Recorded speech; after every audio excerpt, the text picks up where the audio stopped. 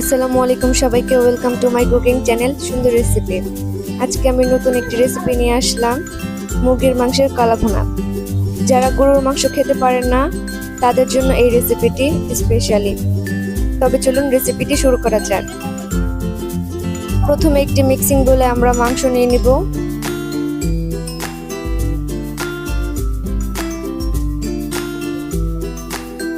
আমরা এখন আদা বাটা, রসুন বাটা, জিরা বাটা এবং পেঁয়াজ বাটা দিয়ে দিব।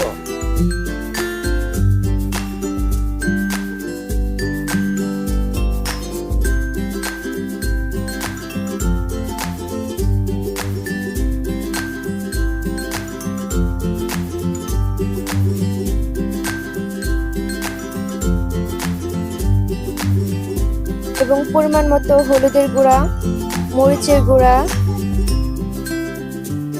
ধনিয়া গুঁড়া দিয়ে দিব।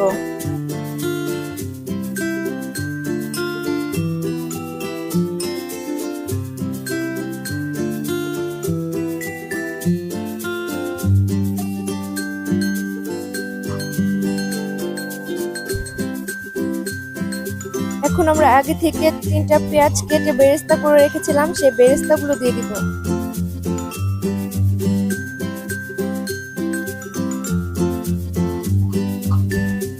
পেঁয়াজ বেরেস্তা দেওয়ার পর এখন আমরা 3 চামচ টক দই দিয়ে দিব।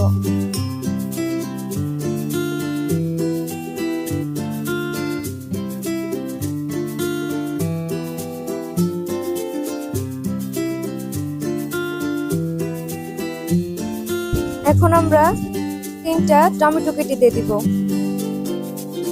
টমেটোটা দিলে আমাদের তরকারির কালারটা সুন্দর আসবে এবং টেস্টটাও অনেক ভালো আসে। পরিমাণ মতো লবণ দিয়ে দিব।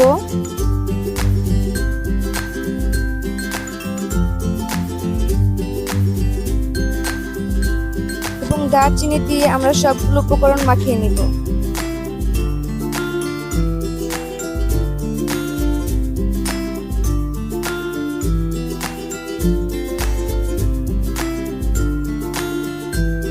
খুব ভালোভাবে মাখিয়ে নিতে হবে।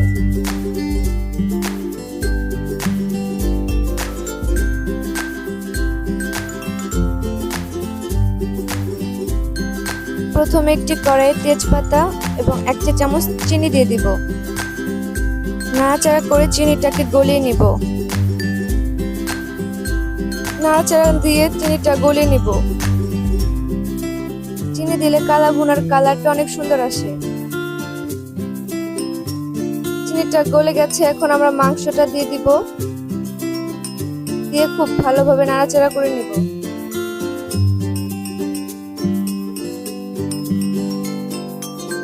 দেখতেই পাচ্ছেন মুরগির মাংস থেকে পানি বের হয়ে গেছে। আমাদের অনেক ভালোভাবে জাল করে নিতে হবে।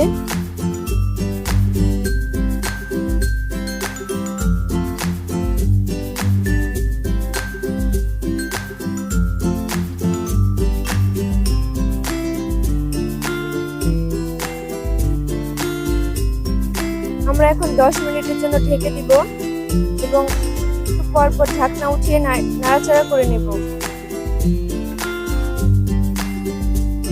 আমরা অফ ক্যামেরায় অল্প একটু পানি দিয়ে দিয়েছি।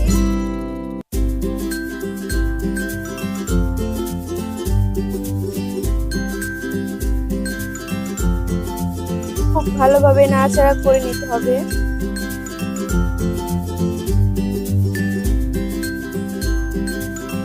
দেখতে পাচ্ছেন কালারটা কত সুন্দর এসেছে।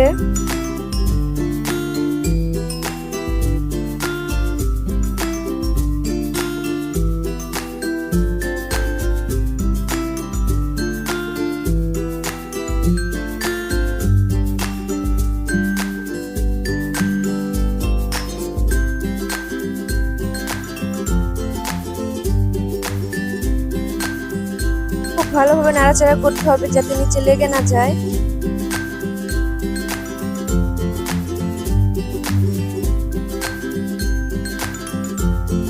কালা ভুনাটা হয়ে গেছে, এখন আমরা লাস্টে তেলানিটা দিয়ে দিব।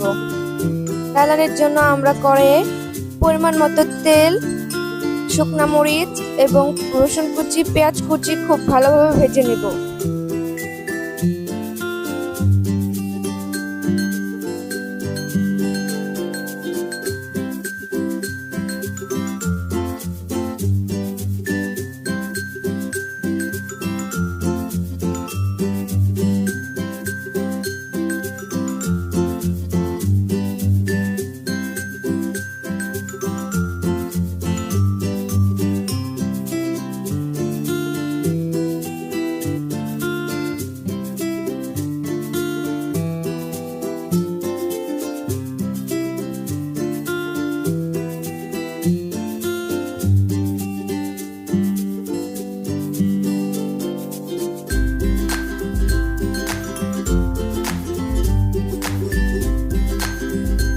আমাদের তেলানির জন্য পেঁয়াজ ভাজা হয়ে গেছে।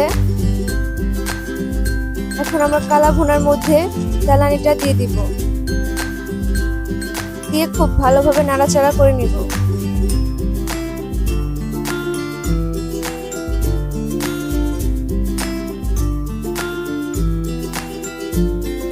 এখন আমরা নামিয়ে নিব। দেখতেই পাচ্ছেন কত সুন্দর কালা ভুনা হয়ে গেছে। এটা আপনার রুটির সাথে, ভাতের সাথে এবং পোলাওয়ের সাথে খেতে পারবেন।